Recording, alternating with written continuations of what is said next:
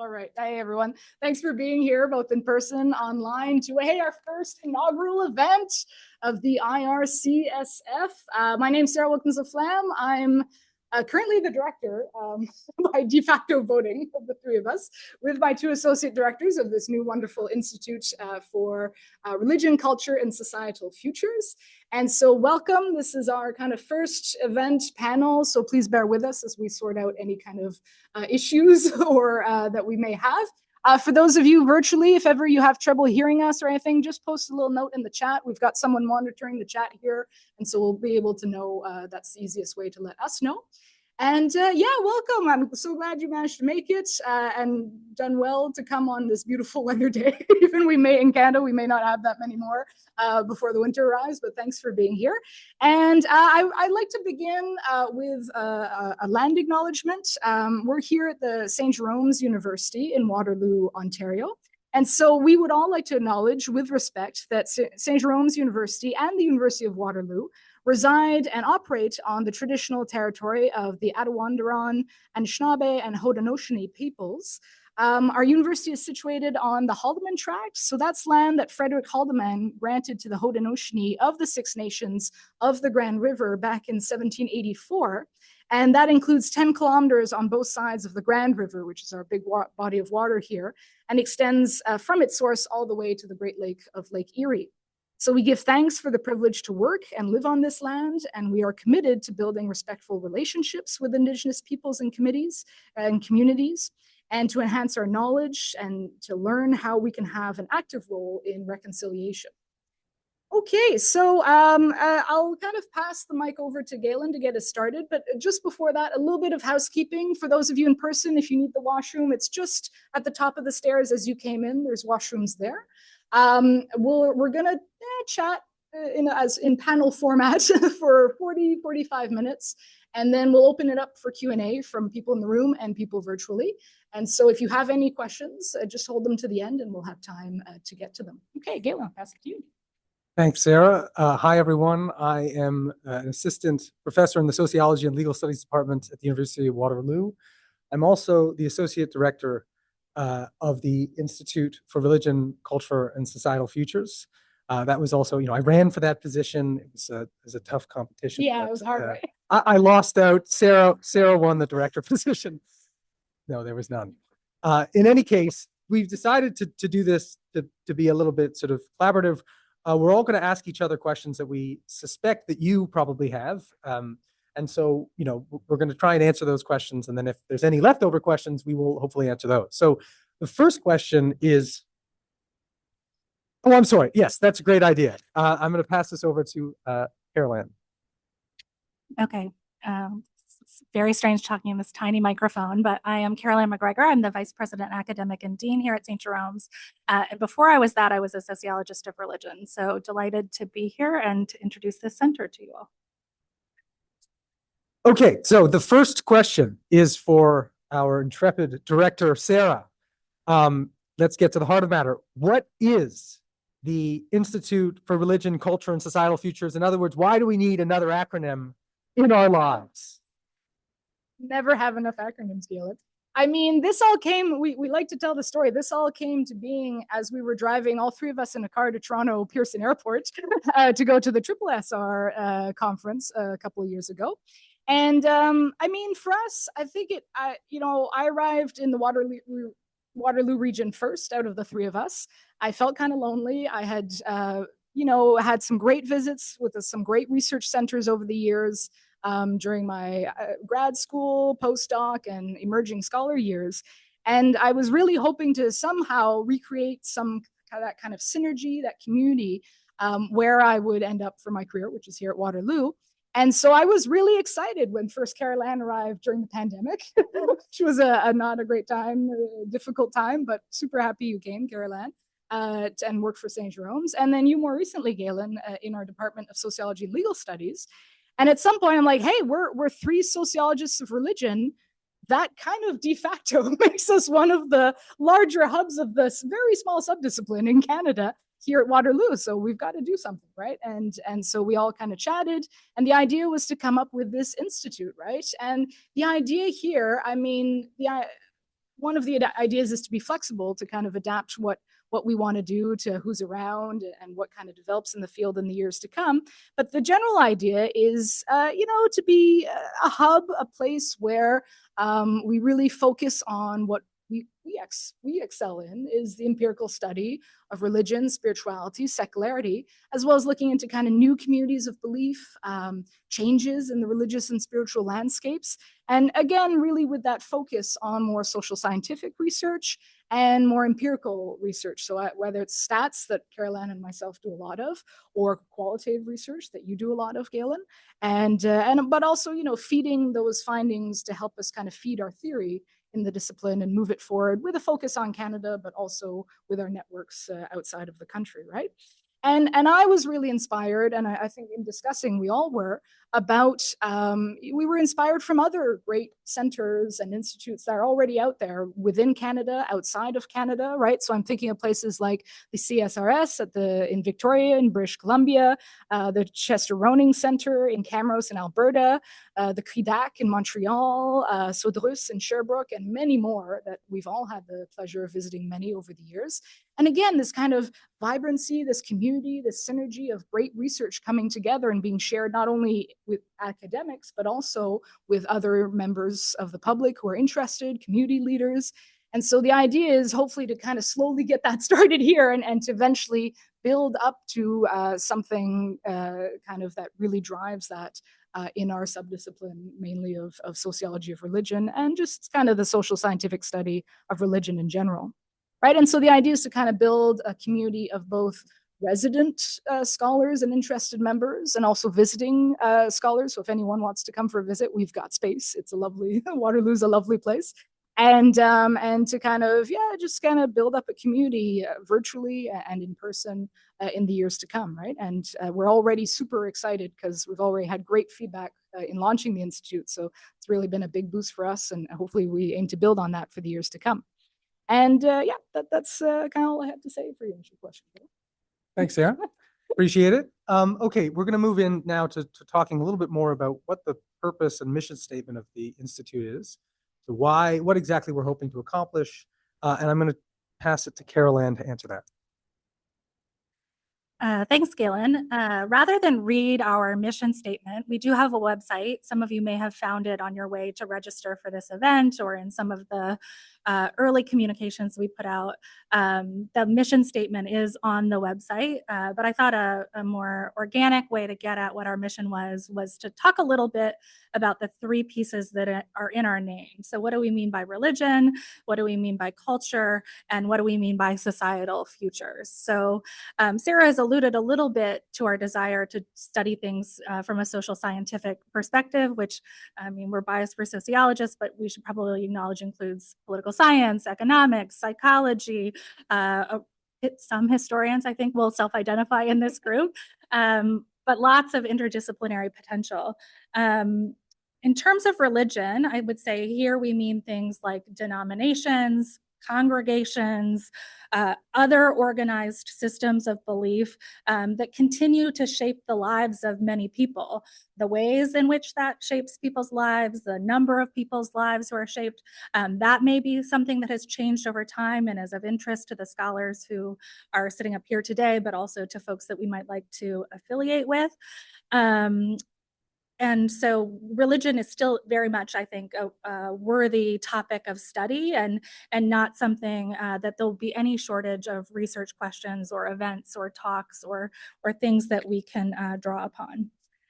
In terms of culture, Sarah spoke a little bit about this already too. There we want to acknowledge there's a vast array of forms of what sociologists call belief, belonging, and behaving, the 3 Bs. Galen mentioned these in a talk that he gave last week as well.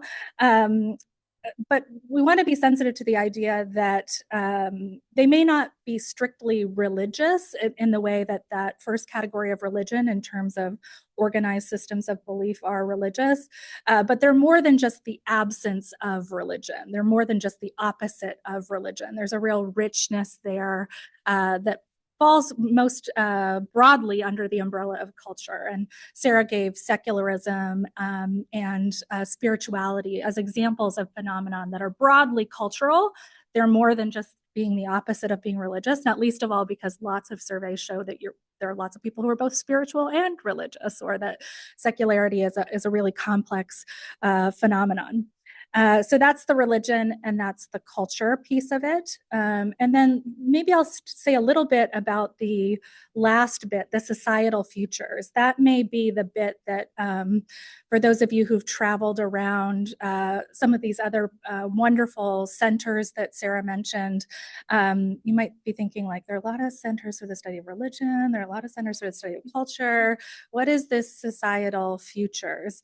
And there, I think there's a really strong tie to our home here at St. Jerome's and to the University of Waterloo. So those of you who are not University of Waterloo affiliates may not know there's a big strategic project at the university called Waterloo at 100 that's imagining the University of Waterloo's 100th birthday. And I'd like to say it's St. Jerome's at 200 because we're imagining our 200th birthday. But as part of that, there's a real kind of forward thinking about what the future will look like. I've heard the president of University of Waterloo describe this as lots of places and organizations have 5-year plans, but in the life of a university, things don't move in neat 5-year increments. And so it's better to be thinking about the next 50 years or the next 100 years. And as part of that future-oriented thinking, there are 5 elements of a futures framework: environmental futures, health futures, technological futures. I'm going to miss one. Health futures, economic, environmental, health, and societal futures. So our emphasis on societal futures grounds us here at St. Jerome's, grounds us at the University of Waterloo. But more than just sort of appealing to a framework that exists at the university, I think this is tied to our mission as well. So we want to recognize that there are audiences and publics that we want to speak to that are interested in what the future looks like, that are interested in sort of not just data for the sake of data, but how can data be used to make our organization better, make the world a better place, create a future generation, or create the kind of future that upcoming generations will benefit from. And so that's very much part of our mission as well. And so that's part of why our mission statement includes very explicit mention of working with faith groups, working with schools, working with the media, and working with other groups, either to access many of our free resources and things that we are expert in, but also, open to conversations around consulting and helping people meet the needs of their organizations and interests as well. And with that, I'll turn things back over. Actually, you know what? I'm asking the next question. Oh my gosh. So I am now the interviewer, and the next question we wanted to ask about was to give folks online and in person a sense of, well, what are within these broad categories of religion, culture, societal futures, what are some of the more specific thematic areas that will set the work of this center or institute apart from others? So Galen, could you tell us a little bit about what are the institute's thematic areas? Thanks, Caroline. Sure. So these are actually listed online, so you can read them. So I'm going to go through them, and I'll just say a little bit about each. When we were brainstorming what kind of the thematic areas we wanted to sort of use to anchor the Institute's mission and research, we obviously started at our own kind of research expertise and interests. And so on some level, for those of you who know the kind of work that the three of us have done, these will probably not surprise you. But the first one is really just getting a good sense of up-to-date and really state-of-the-art data trends in religion, but also non-religion in Canada and abroad. So this is, really kind of Sarah's wheelhouse, right? She is kind of the person who loves to sort of, tweet and post about the most recent trends that are going on about religion and non-religion in Canada. And so you can expect a lot of those social media posts, but also reports and so on from the Institute, giving scholars and Canadians kind of up-to-date information about what's taking place in the country as it relates to religion and non-religion. So that's number one. The second theme is what we've called the kind of social and political boundaries of religion, spirituality, and culture. And this is really kind of coming out of my own research. And so I have been very interested for about a decade now in the kind of changing reality that's taking place on the ground. I think many of us are familiar with the fact that these concepts of religion, spirituality, and even culture, right, which we could largely take for granted, I think about 60 years ago, are increasingly messy, right? And they do blur in all kinds of ways. And so I think it requires us to think in a new way about how to make sense of this. How do we make sense of a new empirical reality where religion and spirituality and culture are kind of blurring and overlapping and intermixing in interesting ways, right? So we need kind of new frameworks and ways of thinking to do that work. The third one is religion and spirituality in schools. And those of you who know Carol Ann's work will know that she's done a lot of work in this area, right? So Canada is interesting, right? We have, in Ontario, we have a publicly funded Catholic education system. And so this kind of raises big questions about how we as a country, province go about kind of managing religious diversity and how, again, these ideas of religion and spirituality actually take shape in an educational context. And how do we go about, negotiating those realities? So that's going to be, again, another thing that you can kind of expect research and reports and social media posts on in the coming years. And then lastly, we are thankfully, sponsored based at St. Jerome's, the Catholic college on campus. And so we think it's important to sort of, keep abreast of the important developments that are taking place in Catholic life in the country. And so thinking really about the way that changes in the wider society in Canada may be affecting changes within the Catholic Church and vice versa, right? So these are also another topic of interest for us. Okay, I'm going to turn now back to Sarah. So I'm sure by this point, I think we're about 20 minutes in, I can tell, that sort of glaze is coming over people's faces at home. And so they're thinking, well, wait a second, why do we need this? Like, what, come on, why do we really need this? What's going on? Why does this matter? So Sarah's going to convince you and perk you up at home. Thanks for giving me the best task, Galen. Okay, so I guess the way I kind of put this is why now, right? What is the purpose of this institute more broadly, and why should it come into being at this time in this context? And I guess many of you are all aware of the changes that are happening in the religious, spiritual, non-religious landscape in Canada. Many of you are experts on it, and many of your work I've cited before. Many of you are engaged in communities that are directly involved in this. But once in a while, or sometimes we forget how seismic those shifts actually are, right? And I mean, Christianity in Canada just lost its majority status, right? So in the last census, it was at 53% of the population affiliated with some form of Christian tradition. But in very recent surveys, so for example, I ran the 2023 International Social Survey Program here in Canada last year, and it was only 44% of adult Canadian respondents, there was about 2,000 of them, who said they were a Christian of some kind. And so, and other surveys more recently have also indicated that kind of loss of majority status of Christianity. I mean, that's the first time in hundreds of years that's been the case on this geography that we now call Canada, right? And that's a huge shift. It's a huge shift not only in the religious landscape, but it's also a huge shift in our how we do society, right? And I mean, many of us have focused on this in our work, but it's still important to kind of remind ourselves, yes, these changes have been coming for a while, but there's still really important big changes that are worth kind of looking into, understanding, and also seeing the outcome of. Like, okay, well, now if we're in something else, no longer this Christian majority nation, what are we in, right? Where do we go from here? What does one Christianity look like in a more minority, still a big minority, but a minority form in the country? And what do other groups look like? How does that change dynamics throughout different social groups and society, right?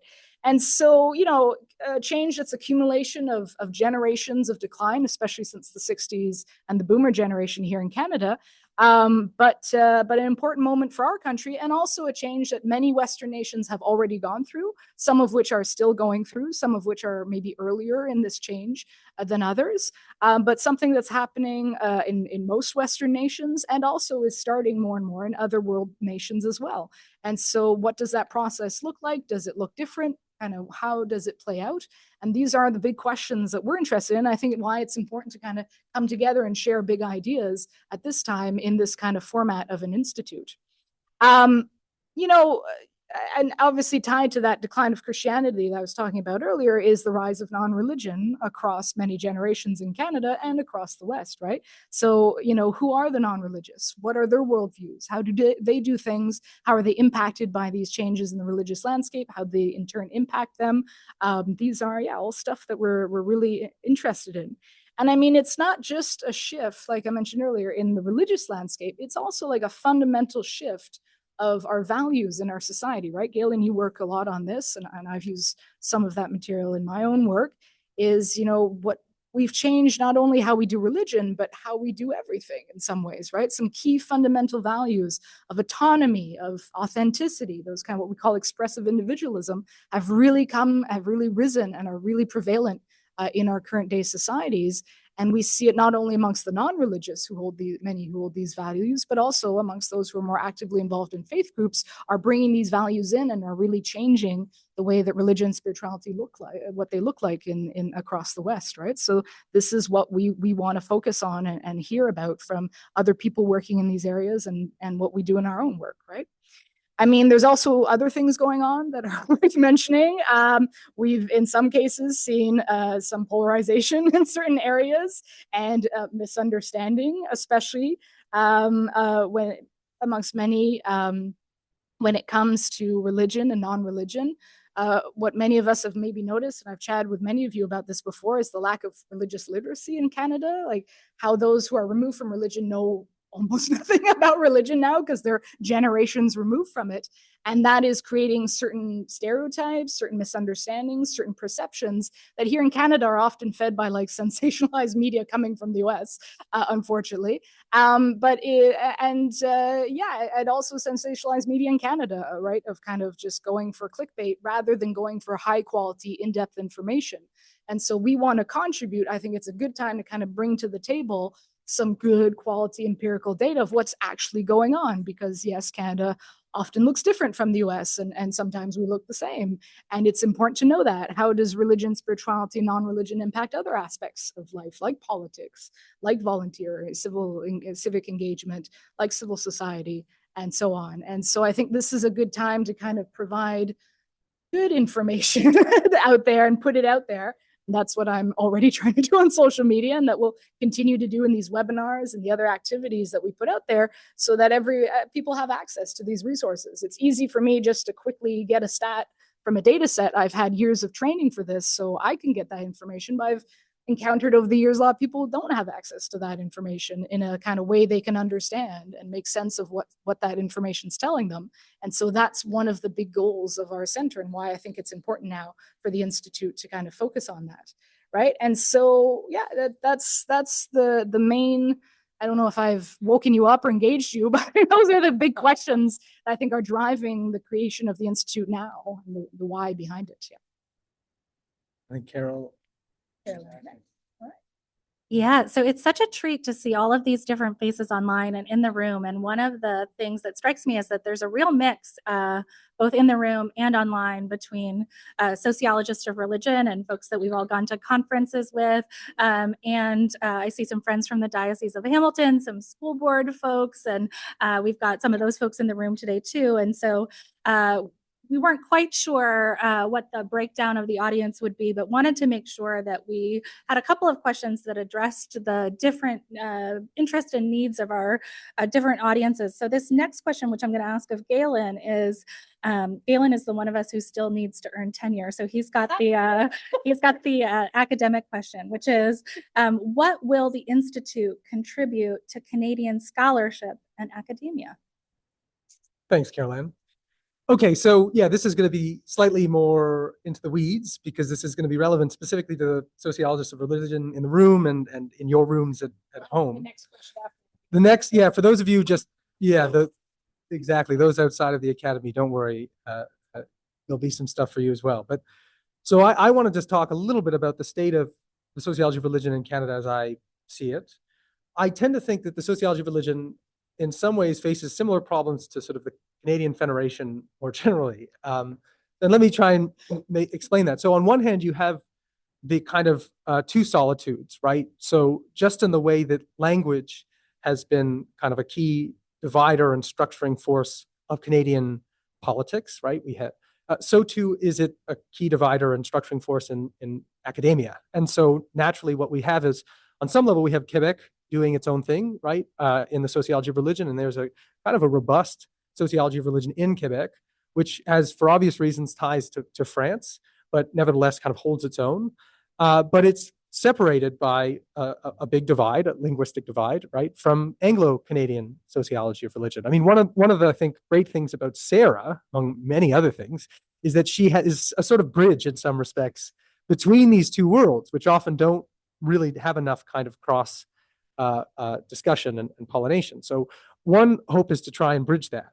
But then I should also say, at the same time, so you have the two solitudes, but you also have this issue where if you're an Anglo-Canadian sociologist of religion, you want to, in some sense, distinguish yourself from American sociology of religion. But just as, Anglo-Canadians are sort of forever anxious about how we distinguish ourselves from Americans to the South, right? So too are we Canadian sociologists of religion, right? Like and we end up getting kind of, in some ways, swamped with data and research from the US. And I think what that often ends up leading to is that we just assume that the kinds of trends that are being found in the US, right, are identical over here, right? And so there isn't really, at least for Anglo-Canadian sociologists of religion, there isn't really a distinctive Canadian sociology of religion. And I think that does a disservice both for scholars, but also for the public, because it means that we're not getting a good sense of the differences, of the distinctiveness of the religious and non-religious landscape in Canada, right? Of course, there are lots of similarities, right? But there are differences, and we aren't aware of that enough because there isn't enough attention to that. So one of the, I think, goals of the Institute is to try and carve out that conversation, right? To make clear, what is distinctive about what's going on in Canada with respect to religion and non-religion. I think it's a worthy thing for us to do that. The other thing I want to talk about is just, this is more general. It isn't actually specific to Canadian sociologists, but is really about the state of the sociology of religion more generally. My own sense of this, and this was kind of indicated in my earlier comments, is that we are living now in the 21st century with a lot of change at the ground level. There is a lot of different realities taking place for lots of different reasons. And I think because of that, we have these theories and these frameworks that were really kind of devised in the 20th century, which do an okay job in some respects, but they don't really get at complexity, I think, of what's taking place today. And so I think that calls for us as sociologists, as social scientists, those of us trying to make sense of what's going on in the world around us, to try and devise new ways of thinking about this. And my way of thinking about this is to go back to actually the kind of earliest thinking within the sociology of religion, which was really about thinking about religion as it relates to the modern world, right? That the first sociologists of religion were primarily interested in what's the nature of the modern world. And then we can think about religion through that lens. And I think that's still a useful lens. We need to start thinking about what is the nature of whatever we want to call it, late modernity, late capitalism, the 21st century that we live in, right? It is distinctive as an epoch. And on some level, our theorizing about religion or spirituality or, culture needs to begin from that, from a better understanding of the kind of social reality, the social order that we inhabit. So anyways, that I think is going to be an important project, I hope, for this institute. And I welcome anyone who's interested in that kind of research to join us. Okay, at this point, I'm going to ask Sarah, for all of you non-scholars out there, what is the Institute going to, what kind of contributions will it offer the Canadian public more generally? Okay. Because I have tenures. I get this question. Yeah. All right. It's a good question. No, it's a great question. I mean, I'm an academic, so I can answer forever, but the short answer is high quality, accessible data and findings, right? I mean, it's really hard to find good information about religion, spirituality, non-religion in Canada, and also internationally sometimes. And so that's where we're putting that out. We're already putting that out. I mean, that's our main goal, but we also want to offer quite a bit more, right? We also want to offer this kind of safe and accessible space and community where we can discuss these findings and larger ideas, the big ideas about what's going on in a kind of, a way that doesn't degenerate into awful comments, but that actually kind of builds on great ideas, builds on previous work, and can have a kind of collegial, safe discussion about what's going on in the field and what's going on in the ground, right? We also want to provide training and support for those who are maybe interested in looking into religion, however you do that. So obviously here at the university with students and emerging scholars, but also just kind of independent researchers or members of the public or various organizations who are interested in certain things, maybe want to do a bit of research of their own in a certain way, but don't know really how, don't know what kind of resources are out there, how to get started. Or need a bit of support and want to, consult with an academic or something who does this for too many hours in a week. And so, we're also here to provide training resources. And that's something we're also hoping to build in the months and years to come as well, right? And so, our dissemination of these data and findings, our discussions and our training, they're all going to take different forms, right? Which Carol Ann's going to speak to next. But one of the main goals with it all is to give a balanced and nonpartisan view of what's actually happening in the social and religious landscape of Canada and internationally, right? I mean, I'm sure there's going to be times where that might be difficult or that we might stray and we'll try and be brought back. But I think that's keeping that main goal in mind. That's what we're going to be doing, building all of our activities and community interactions on, is that ultimate goal, right? So yeah, we're already posting a lot of these data and findings on social media. I'm currently if you're curious, the one who's doing a lot of the posting on these various social media sites. And so if you're wondering where most of the stats comes, it's from me. I love doing this. That is my ultimate passion. Is just to kind of crunch data numbers and like look at this cool data, like use a graph. That's what I love doing, and I finally I'm able to do it with no one telling me that I need to add theory to it, which is great.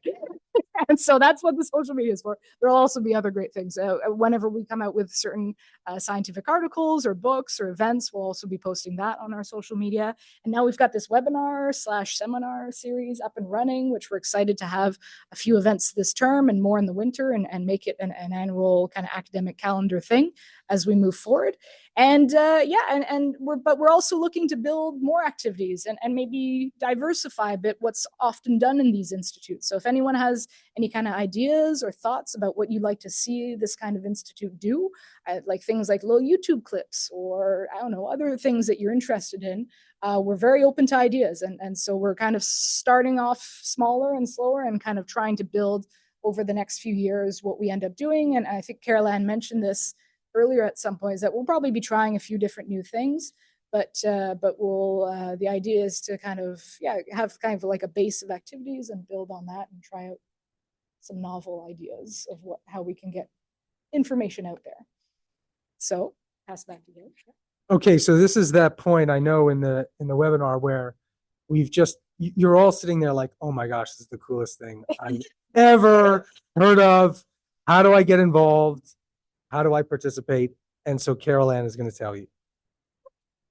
This is in fact our last question. And then we very much, to Sarah's point about getting some feedback and ideas and hearing more from folks who took the time to be with us today, we'll turn things over and be glad to answer any questions. So if you are online, now might be a good time to be writing your question and putting it in the chat, or if you're in the room thinking of what your question might be.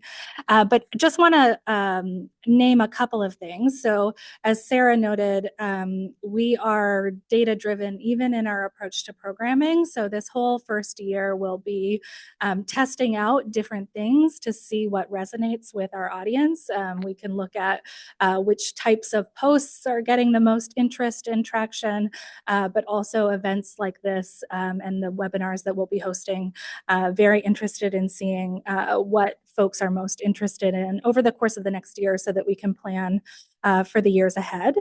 Our very next event, and I think Sarah, for those who are online, is going to put some details in the chat, is an event that Galen has organized. It's going to be October 30th from 3 to 4 p.m., so kind of in this same time slot. It is virtual, so those of you who came in person will have to sit at your computers this time. Some of the participants in that panel are sociologists of religion from around Canada, so they're coming at a distance. It is on the topic of sociology of religion in Canada, maybe a deeper dive into that question that Galen started to explore about what is the current state and future of the sociology of religion in Canada as distinct from the sociology of religion in the United States or in other places. And in terms of how you can get involved, I would say in our mission statement, to go back to something I said earlier, there is this language of we want to be the hub of social scientific study of religion in Canada, but we can't be a hub without spokes. So if you would like to be one of our spokes because you work in an allied field or you're a scholar in this area, we do very much want to hear from you. I think this has come up before, but we do have interest in hosting folks who have their own sabbatical funding, but are maybe just looking for a space or community to write and think with during that sabbatical. You can reach out to Sarah if that's an interest of yours. If you are putting on an event that you think would be of interest to folks who are interested in the work of this institute, we're happy to talk about co-sponsoring those events or sharing those events with our listserv. Open to all kinds of co-sponsorship of events if you have ideas about things that might be of interest. And then maybe the last thing I will say is we're certainly interested in hearing from those of you who work with faith organizations or schools or other entities about the kinds of questions and things that would be most of interest to you. So with that, I think we'll close down the formal remarks portion of our official kickoff. Sarah has a note here that says cut the ribbon at the end, which I was like, where is the ribbon? So questions first. Okay. Okay. I was like, oh my gosh. Ribbon. So anyway, you have to ask, if you are thinking of ducking out for the questions, don't, because there's going to be something good at the end. I do see a number of questions in the chat, and I don't see any hands in the room yet. So maybe, do we want to go to one of the ones in the chat? Oh, one hand in the room. Okay, I'll bring you now. Get the honor of talking in the tiny microphone. I am Chris Russ, emeritus psychologist of religion at Laurier Religion and Culture, interested in the kind of psychology of individual religious differences and how that affects what people look for in religious community.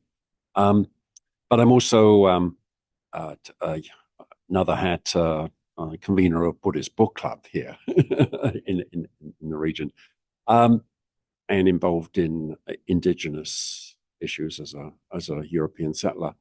And I'm wondering what role of indigeneity you envision in giving distinctive Canadian shape, because I do land acknowledgements for in the US, and it's like, we'd like to hear from you rather than about the, and that has shifted, you know, in the last 4 years. But I mean, it does show, indigeneity shows up differently in the US and in Canada.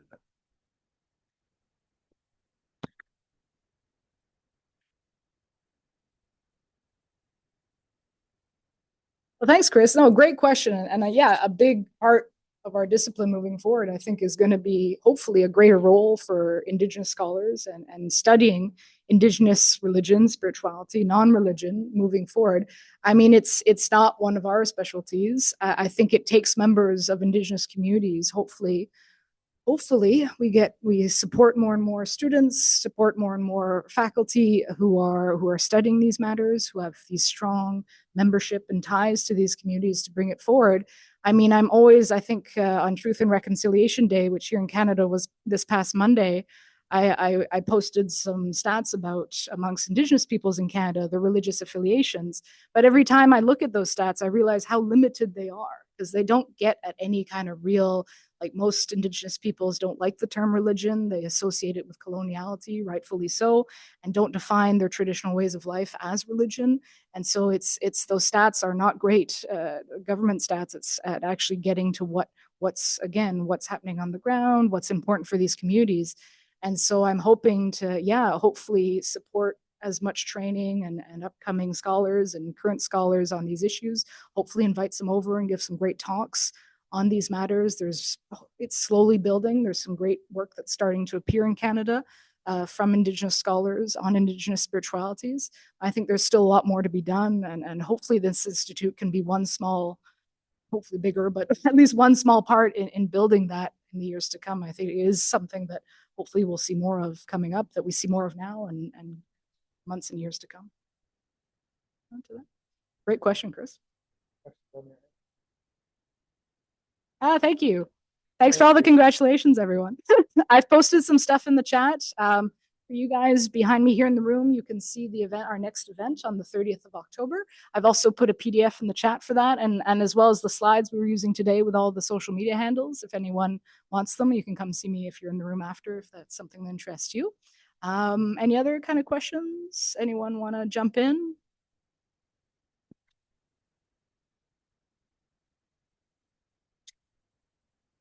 Is small.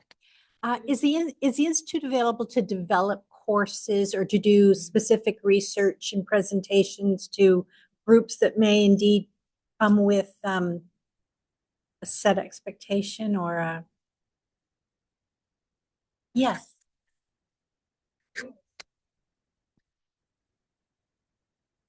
Thanks, Betty Ann, for your question. I'll start and then other people can jump in. I mean, for sure, we're open to anything, really. I mean, groups on the ground, I mean, with Humanist Canada are super important to us, right? Faith or non-faith communities. And so, yeah, we're happy to work. I mean, we're open to ideas too, to see what you find useful, what you need.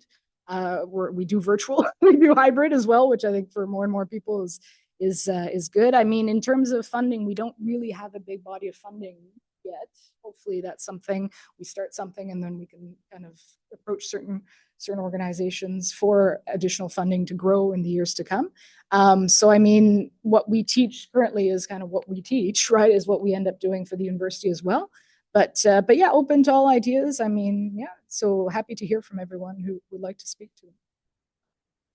Yeah, I wonder if it'd be helpful to share some examples that were things that predate the Institute, but I think are things that we thought of as potential for being expanded with the formal creation of an institute. So both Sarah and Galen have given workshops at our Lectures in Catholic Experience. And so there is a bit of a history of coming into groups and giving presentations on data relevant to their interests. We're open to doing those in a more workshop format where they can be interactive and participants have an opportunity to be more engaged than in a traditional lecture format as well. So there's a bit of a history of doing that and very much an openness to doing more of that in the future.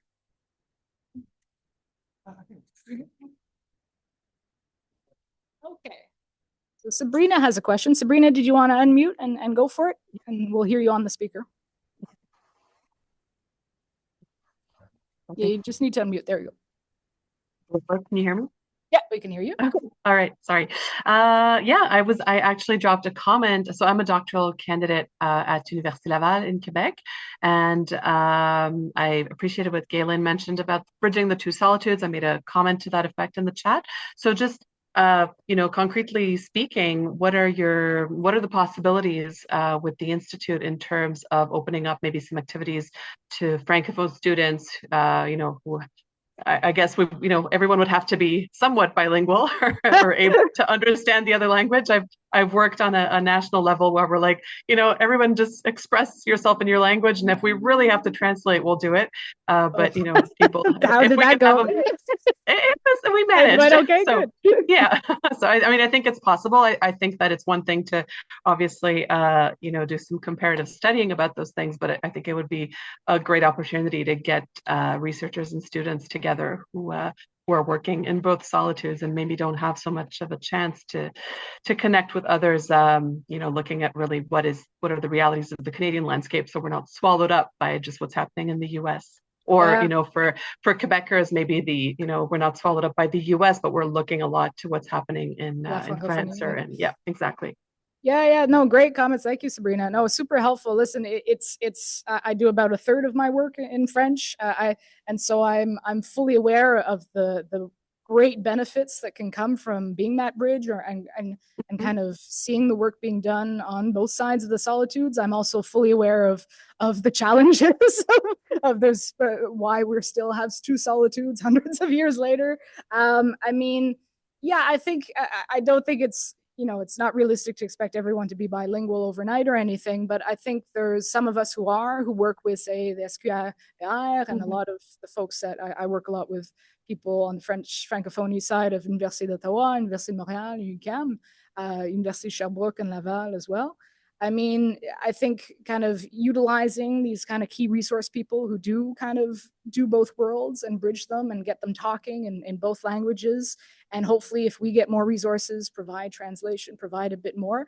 I think we're also on a kind of practical level at a really interesting time when some of the online tools like DeepL Translate and AI, they're not perfect, but they're much better than they used to be. And so I think it's now possible for those who not necessarily bilingual, but who are interested in the French-speaking world and what's being done in that world to more easily access it now. It's not, like I said, it's not perfect, but you can get a much better sense of what's being written now than you could if, 10 years ago or 20 years ago, if you didn't read in French and vice versa, right? And so, I think there's maybe some cool training opportunities and ways we can test these out, see how well they work or not for what we do.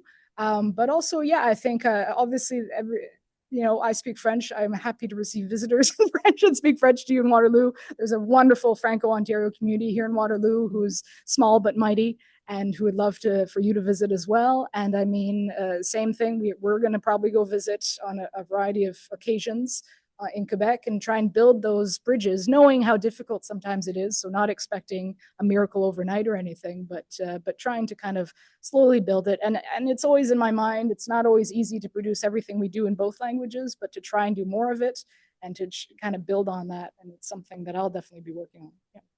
No, just to pick up on the idea, I'm very interested in hosting visiting scholars and students here in Waterloo. So, I hope that we can create, fellowships and visiting positions and be a hub, have people actually come and spend time in the community and be together. So for those of you who are interested in that kind of thing, would like to spend a term or two in Waterloo working at the Institute, then please reach out and we can talk.